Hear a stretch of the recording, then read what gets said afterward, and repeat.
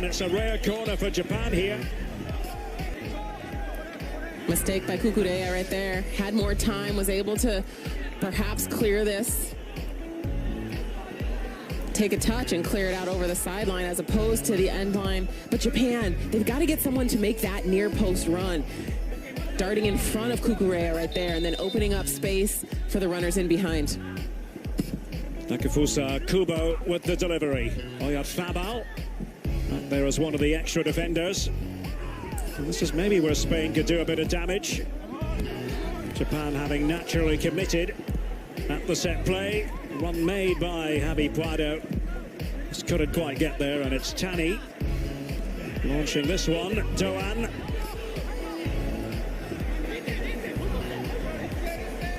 Kubo. Trying to go one way, then the other, and Unai Simon beats it down. Then the whistle comes to Spain's rescue.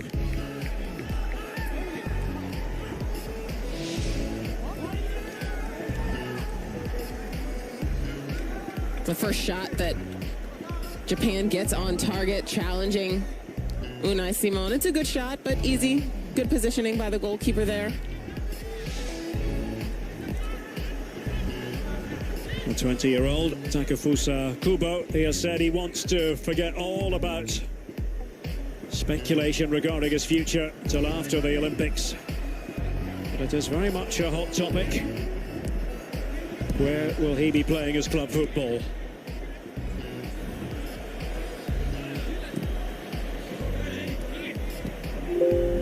Could yet be Real Madrid, although as a squad player under Carlo Ancelotti. Well, it was almost there for Soler to do something tricky with. Trying to steer that one on in stylish fashion. But I like that thought by Soler, right? It's that one-touch pass that's 25 yards away from goal. If he takes 2 or 3, the Japanese defenders collapse and there's no space in which to play. That's the pace with which Spain needs to play in that part of the pitch. Taken by Pedri. Here's Jesus Vallejo.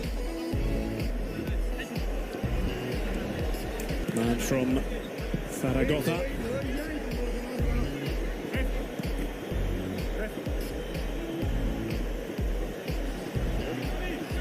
Now Torres.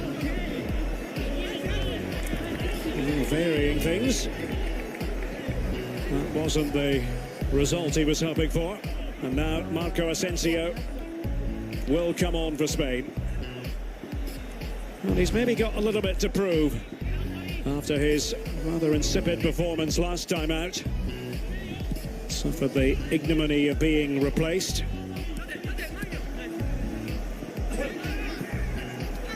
Certainly wasn't selected to be a substitute, Marco Asensio. Who's won 10 trophies in his time with Real Madrid, was with Spain at the 2018 World Cup. Made 3 appearances, 26 senior appearances altogether from Marco Asensio. Here's Kubo. And now it's opening up unexpectedly for Japan, and that's disappointing. Soma just wasn't covered properly. Good change of point by Japan. Don't like the final decision by Soma there. It's the first time, too, that we've seen a quality run to the near post. So had he gotten end line, had he been able to cross that ball instead of shoot it, I think that's the better option.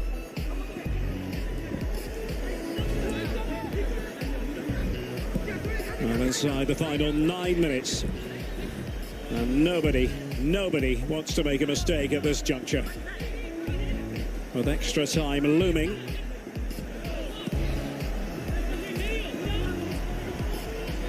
Next stoppage in play will be Marco Asensio coming on for Spain.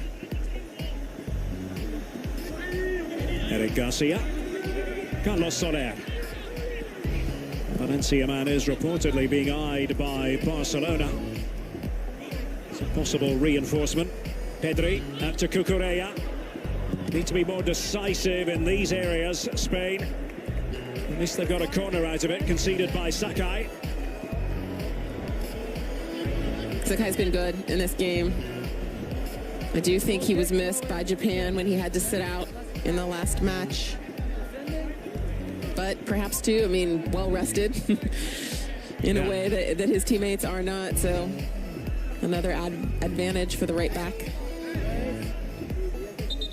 And Los Soler to take it.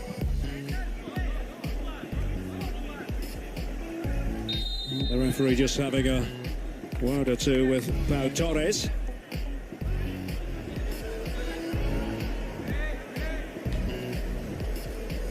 Carlos Soler, and punched down there by Tani. No wrongdoing. It should be Marco Asensio now, it will be. And here is the change made by Spain. Pedri will take no further part in this semi-final as the youngster trots off to be replaced by the much more seasoned Marco Asensio. Was left out of the Euros squad after an injury-hit campaign. And he has the ability to change the course of events, that we know. Well-deserved rest by Pedri, only more than 350 minutes played in the first 4 games of this tournament. And Asensio, as you mentioned, Derek, seeing what he can bring, his experience into big matches, this certainly being a huge opportunity for Spain to advance to the gold medal game. But to be fair, he's been somewhat average this tournament, so really looking for him to up his game here in the final moments of this one. Just one more substitution left for Spain, unless of course it goes to extra time. You then get an additional one. Eric Garcia. Here's Marco Asensio. Looks to get the ball onto his left foot. Operating on the right. Jesus Vallejo. And it goes spinning through to Tani. Came off Soma. That's going to go all the way out for a goal kick. There it is. Stalemate.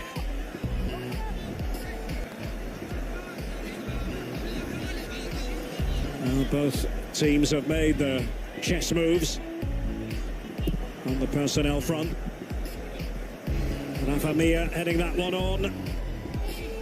Xavi Prado tried to trouble the Japanese defence, grabbed by Tani.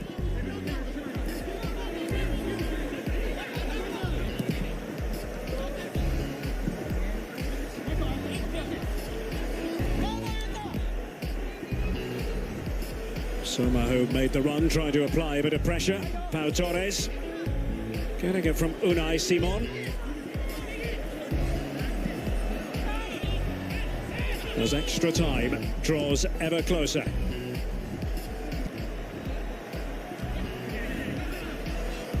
There was late drama at the end of the 90 minutes for Spain in their last game, the quarter-final against Ivory Coast.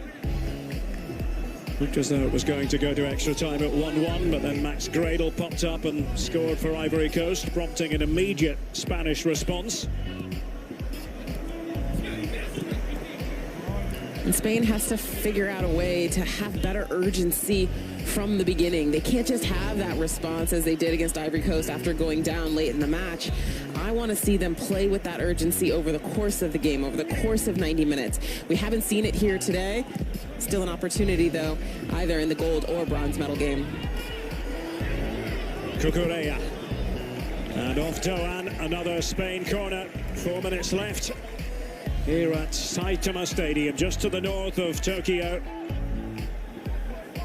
Eric Garcia, number 12, coming up from the back line. Certainly a target on all set piece opportunities, an aerial threat. Rafa Mir should be an aerial threat as well. Carlos Soler, and punched away by Tani. Maybe still the chance on here for Spain. It should be Subimendi, but that was blocked by Itakura. In it comes again, and held by Tani. And Japan keep it out, but heroic defending by Itakura.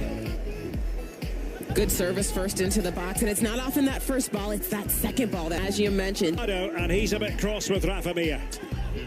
Rafa Mir's not going to score from that angle. Tani's been too good, well covered here, well positioned to be able to see, and you can see right at the center, Javi Puado at that penalty kick mark. That's the right decision. That would have been an easy tap in for Spain. Well, there comes the corner. Spain threatening in the closing stages. It's Soler, but it's rather a wild attempt. Little swirl of energy. And one or two questions being asked of the Japanese rearguard, but still, it's 0-0. Daisen Maeda is getting ready for potential action.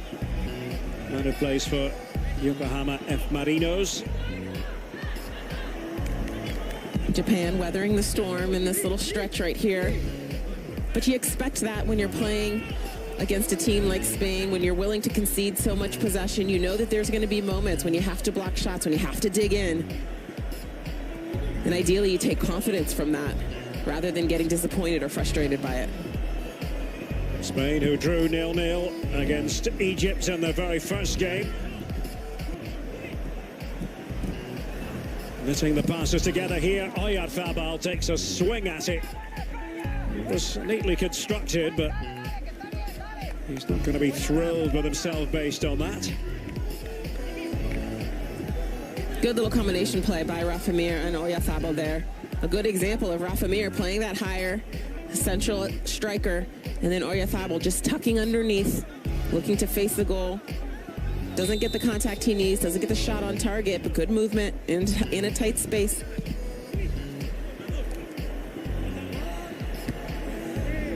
Headed forward by Subimendi. Hiroki Sakai.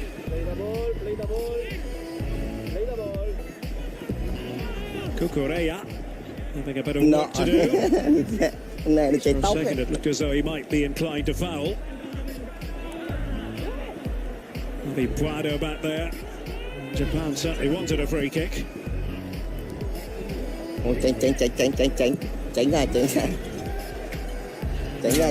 Asensio having to hold it up, just waiting for the support to arrive.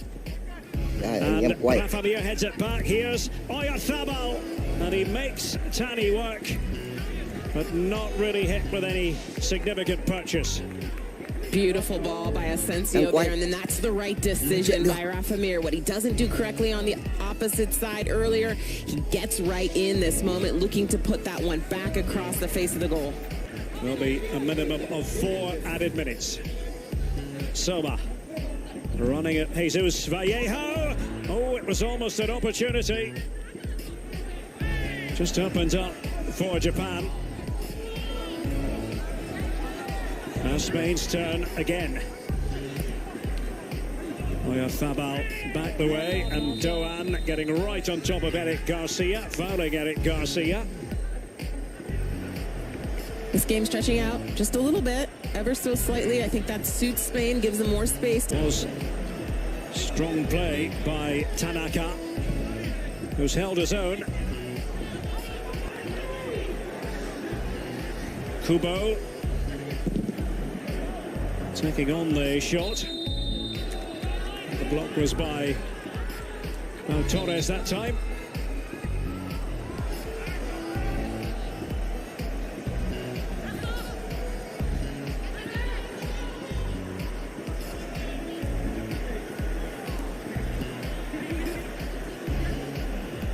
Well, the strong possibility of 2 15-minute extra time periods. Brazil and Mexico had to undergo extra time earlier, indeed penalties. Neither side able to come up with a goal in that first semi-final. Same story so far in the second. Is there going to be a late winner? Oyarzabal for Marco Asensio. Failing in his quest to keep the shot down, Marco Asensio. I like this look, I like this movement by Marco Asensio. Poor execution, his body's coming up, his head's coming up, that's why it goes over the goal. But I like that little dip inside, creating the space, the window he needs, and then looking to shoot from distance. When you're playing against a low block, that's one option, an option that Spain has not used very frequently in this game. Imtani has done that. Goalkeeper who first came to prominence really at the 2017 FIFA Under-17 World Cup. He started every game, playing for Shonan Belmari now, on loan from Gamba Osaka. Hails from Osaka, third largest city in the country. Eric Garcia letting it run over to Jesus Vallejo. And is there going to be one more opportunity carved out in the 90 minutes? We've seen 13 Spanish attempts, 4 of which have been on the target. 6 from Japan, 1 on target. Marco Asensio.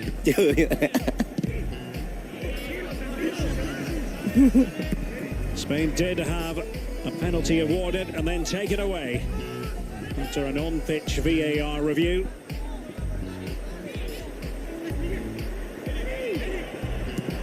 Eric Garcia. Marco Asensio.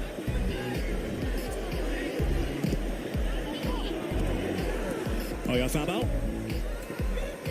We've gone past the 4-minute mark. And here's Doan. The counter-attack is on and pulled back there quite clearly. Doan by Subimendi. And that's got to be a yellow card. Tactical foul. All day, every day.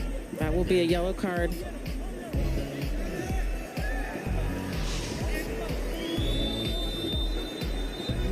Handful of jersey right there. The only reason it's not a red is because he's got defenders beyond him, closer to goal. And that the last piece of activity in the 90 minutes plus stoppage time. They cannot be separated as things stand, and now they must get ready for extra time. Japan 0, Spain 0 in this second semi-final. Tasha, did you know Geico could save you hundreds on car insurance and a whole lot more? So what are you waiting for? Hip-hop group tag team to help you plan dessert? Fresh vanilla, rocky road, chocolate peanut butter cookie dough. Scoop this, scoop this.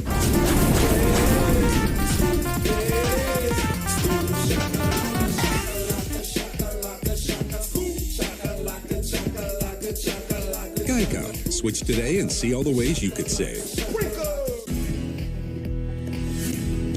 We've all felt this gap, the distance between what is and what could be.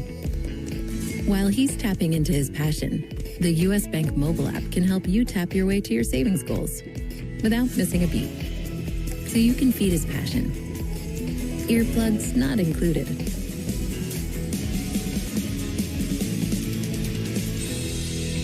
U.S. Bank. We'll get there together. Training our bodies helps our minds.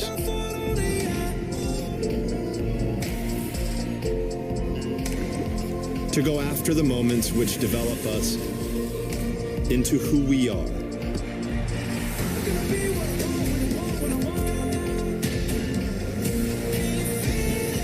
This is why I use iFit. This is Nordic Track.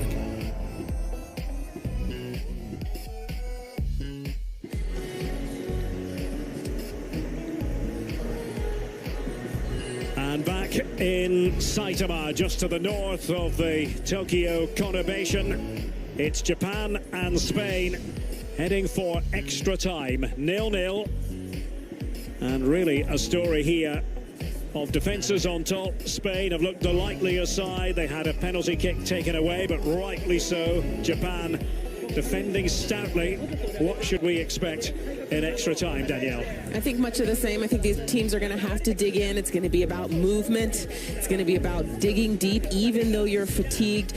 For Spain, just take a chance. Take a calculated risk and see if you can't challenge Tani in goal. And then for Japan, when you do get the moments that you're going forward, haven't been a ton, but they have gotten them. They have to make the most of it. They've got to be efficient in the final third. Japanese players getting their instructions from Hajime Moriyasu. Very detailed instructions as well. Show of solidarity from Spain. They have been very much together during this tournament. The cry of España right at the end following that huddle. Well, can they make it count in extra time as they did against Ivory Coast in the quarterfinal? Japan will have something to say about that.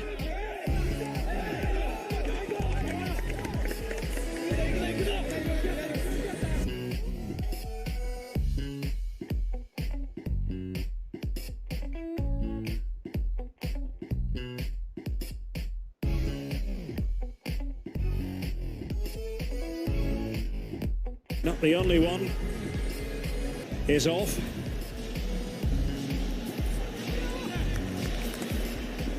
And two of the more creative players. Well, Yoshida didn't seem quite sure what he wanted to do, having won the toss.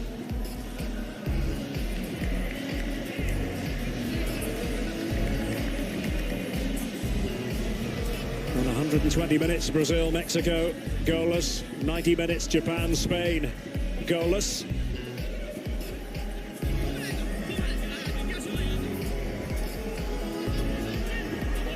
Do either side have a goal in them in extra time? We're going to find out. Maybe Maeda could make the difference for Japan. So Japan without Kubo, without Doan, but with Miyoshi and Maeda on. Spain certainly created more than Japan in the 90 minutes. But nothing to show for their efforts. And Spain attacking their goal to our left in this first period of extra time.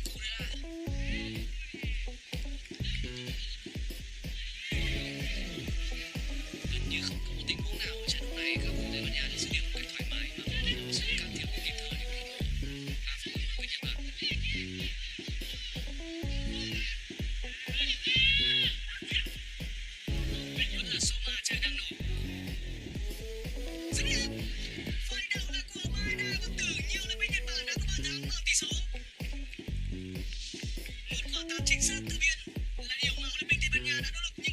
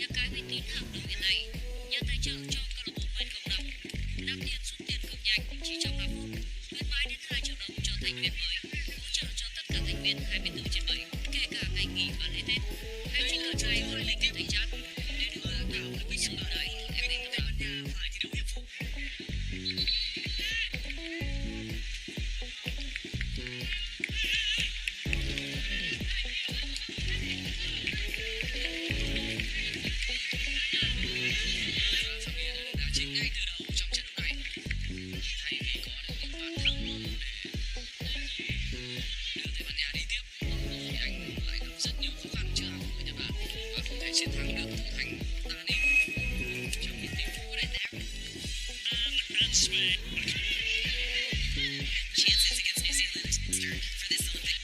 1 meter. He was able to get the shot. Japan trying to penetrate cả side here at all. Khi mà trận đấu kéo dài sang cái phút serve it beyond that first opponent. Quality.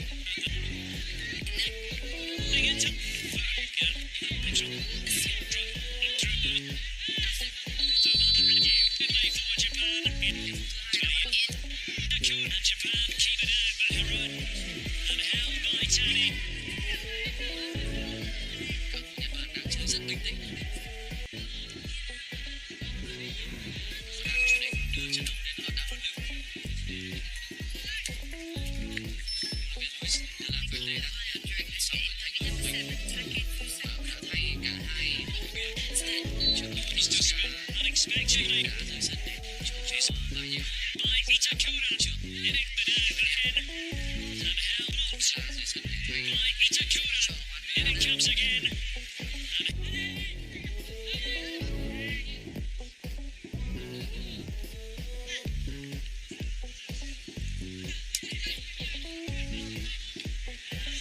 Như thế trên sân thuộc về Olympic Tây Ban Nha nhưng Olympic Nhật Bản đang phòng ngự chủ động.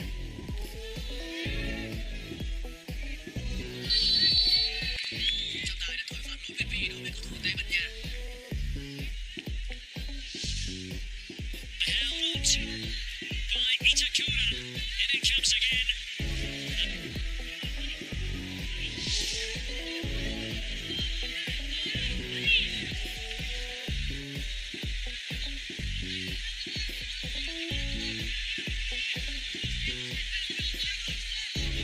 Thế trận lúc này đang diễn ra căng thẳng. Và điều quan trọng nhất là không thể nào mắc sai lầm cả.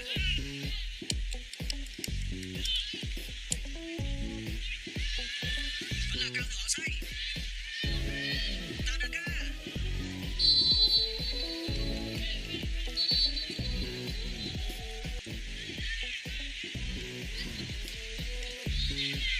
Đó là tình huống phạm lỗi của Miyoshi.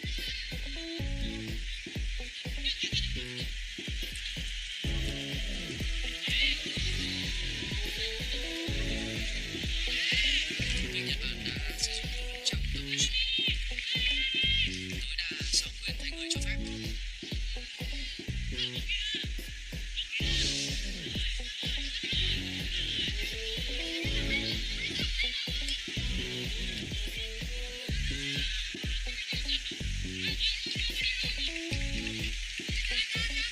Còn khoảng chừng hơn 10 phút nữa.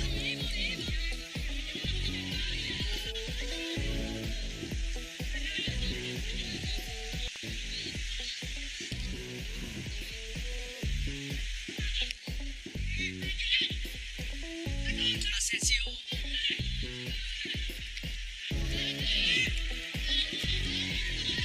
Yoshida. Mario. Xuất hiện.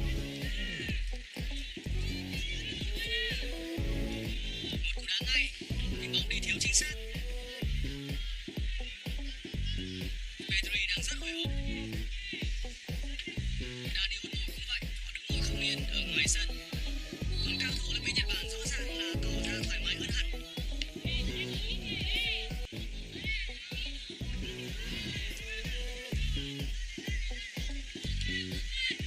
Olympic Nhật Bản đang chờ đợi những loạt đá luân lưu. Chỉ còn hơn 10 phút nữa thôi là họ sẽ đưa được trận đấu đến loạt đá 11 mét.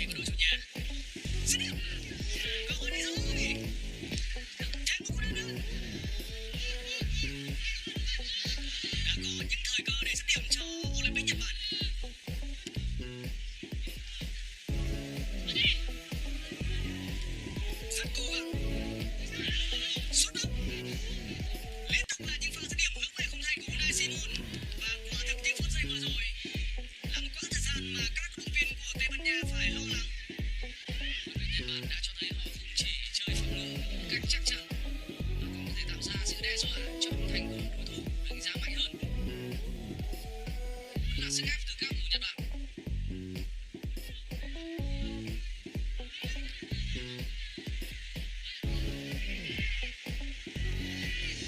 Những tình huống mà hàng phòng ngự của Tây Ban Nha phải gồng mình chống trả. Nakayama, Yoshida,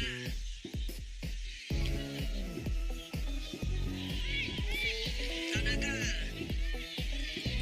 Tiền vệ còn thổi đá linh hoạt và dẻo dai bên phía Olympic Nhật Bản. Soma, Tanaka, Hiroki Sakai và đây là Maeda.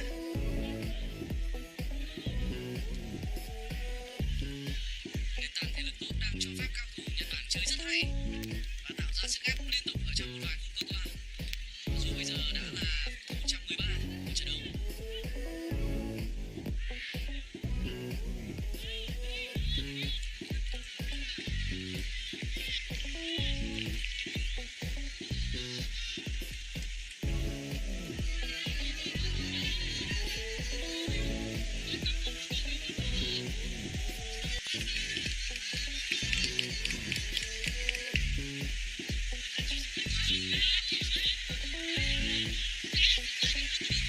Phía Tây Ban Nha thì không còn giữ được thể lực để có thể gây được sức ép mạnh mẽ về phía cánh đối phương.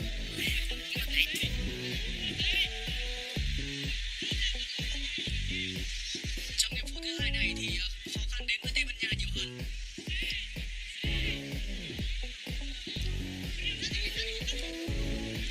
Ovado.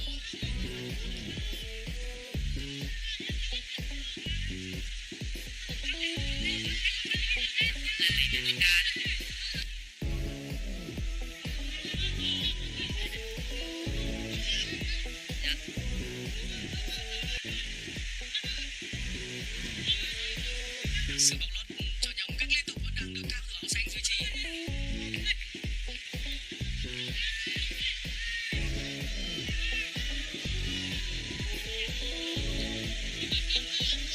Vallejo,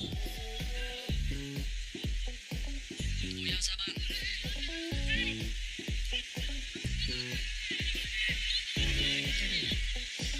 Oyarzabal, vẫn là Oyarzabal. Rất khó cho Oyarzabal giữ vòng vây của các thủ áo xanh. Gần như không có một khoảng trống nào để có thể thực hiện được dứt điểm.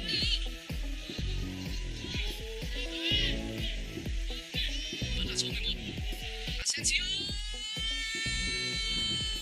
Tại sao? Một cú dứt điểm phải nói là rất bất ngờ và tuyệt đẹp của Asensio. Và nó đã khiến cho những dự định của đội tuyển Olympic Nhật Bản để đưa trận đấu vào loạt W sẽ trở nên khó khăn hơn rất nhiều. Một thời khắc rất quan trọng của trận bán kết thứ hai, khi mà Olympic Tây Ban Nha đang gặp quá nhiều sự bế tắc. Khi mà hàng phòng ngự đội tuyển Olympic Nhật Bản đang chơi rất tập trung thì Asensio lại có một tình huống dứt điểm phải nói là một siêu phẩm.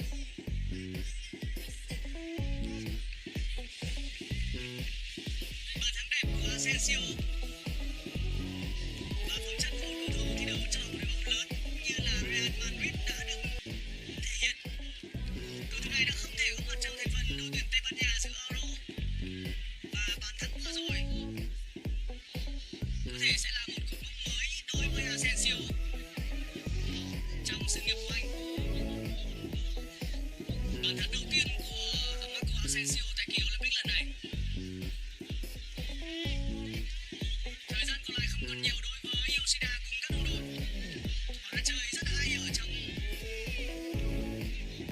hai hiệp chính và những phút vừa qua ở hiệp phụ.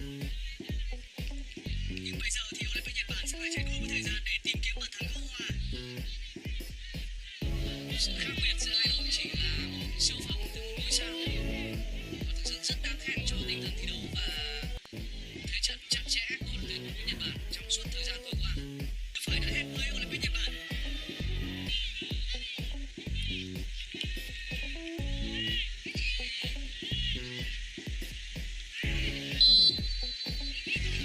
Rất nhanh để đưa bóng vào cuộc.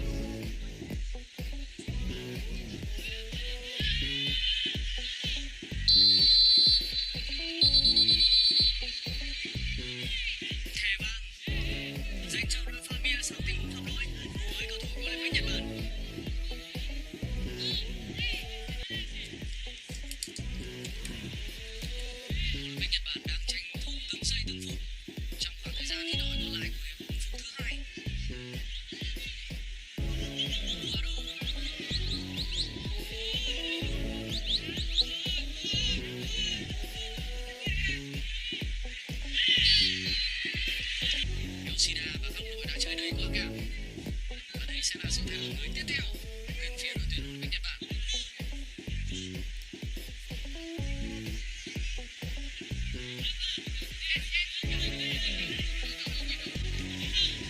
Về mặt nối tiếp của thủ môn và sự lo lắng của Risu Đoan.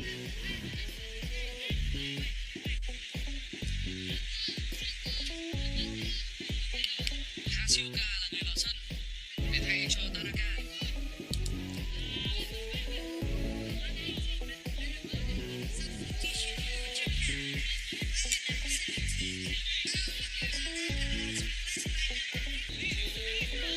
Năm nay có thành tích rất ấn tượng.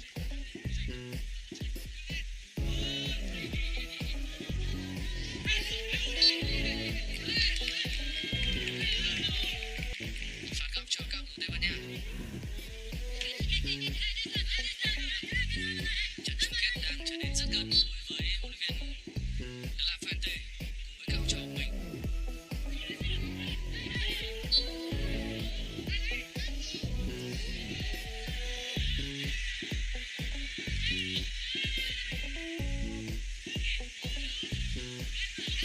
Trong 3 lần lọt vào chung kết trước đây thì Tây Ban Nha đã thua 2 lần.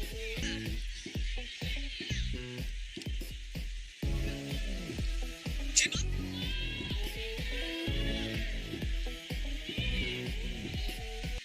Yoshida cũng đã dâng lên rất cao. Và điều này có nghĩa là đội tuyển Olympic Tây Ban Nha sẽ có nhiều khoảng trống ở trong những pha phản công. Guado.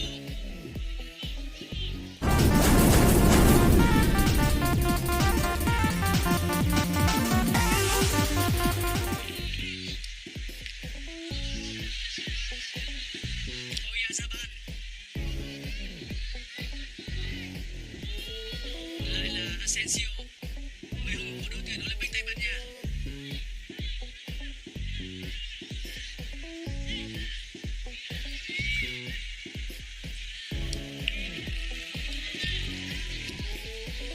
Với bên dẫn trước thì lối chơi kiểm soát bóng của Olympic Tây Ban Nha là yếu tố giúp họ có được một thế trận an toàn.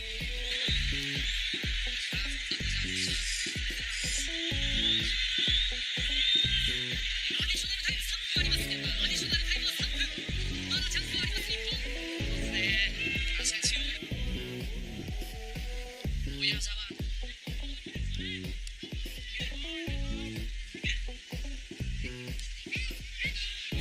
Asensio.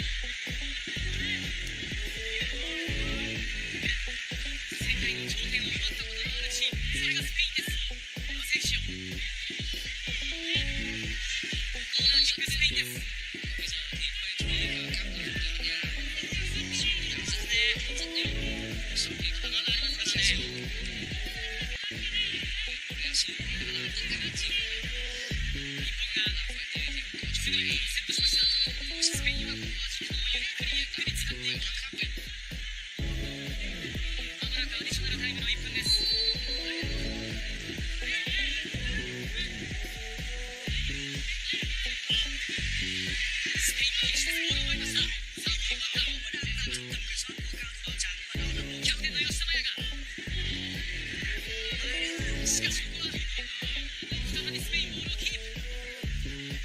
Bây giờ là Nhật Bản quay lại thật nhanh về phía phần sân của Olympic Tây Ban Nha.